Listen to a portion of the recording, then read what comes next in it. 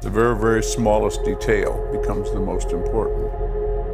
The first time I went to the line speed week, a $7 water pump quit. One that should run 24 hours a day, 365 days a year, decided that it was all done that day. On a project like this, zero tolerance is sometimes not close enough. At 40% throttle in third gear, the car goes 385 miles an hour. So it's potentially fast.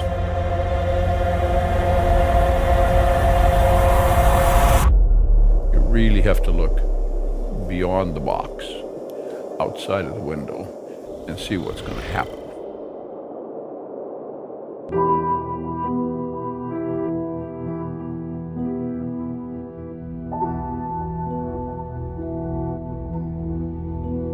Taking things like this apart at the salt flats is an absolute disaster. The steel parts, by the time you get home, they're rusted. Aluminum parts are rotted. I go back 60 years to land speed racing. It's been there since 1958. There are probably not a dozen people who have been there any longer than him.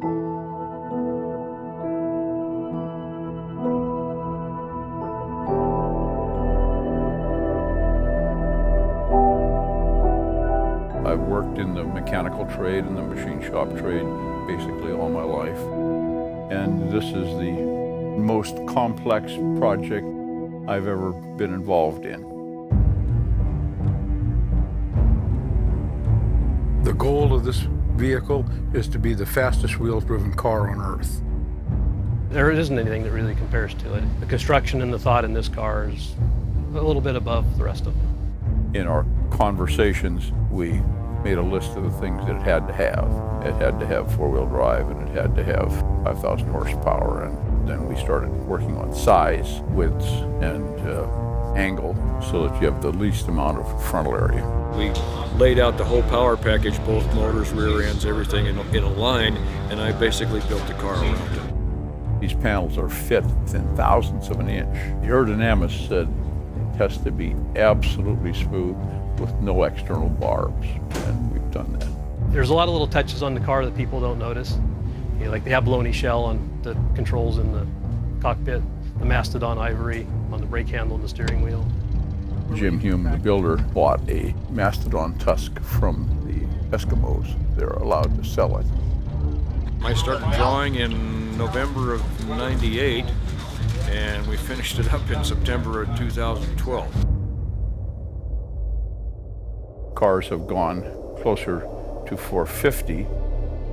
I moved the goalpost when I started this project to 550.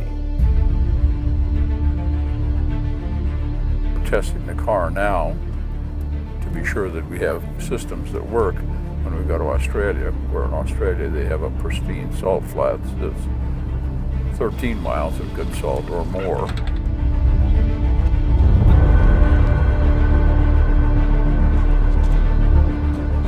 If you don't have good support equipment, then you generally have a problem that is not solvable when you get to the salt flats. This is a heavy car, it's four-wheel drive, it's all brutal power, and the only control on it is me.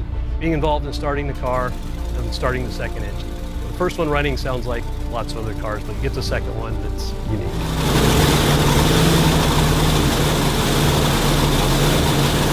Orville's the front engine, and Wilbur's the back engine. 2,500 horsepower each.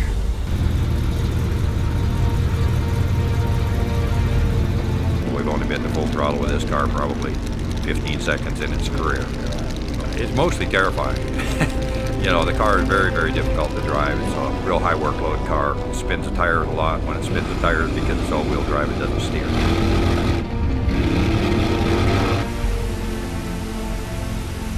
You can't ever go 500 mile an hour in one step. We've been working our way up basically 20 mile an hour at a time, and we're at about 385 miles an hour now. You have to have a goal, and if your goal is easily achievable, then maybe it wasn't a realistic goal. we're going to be the fastest car in the world. This is just simply a life's goal.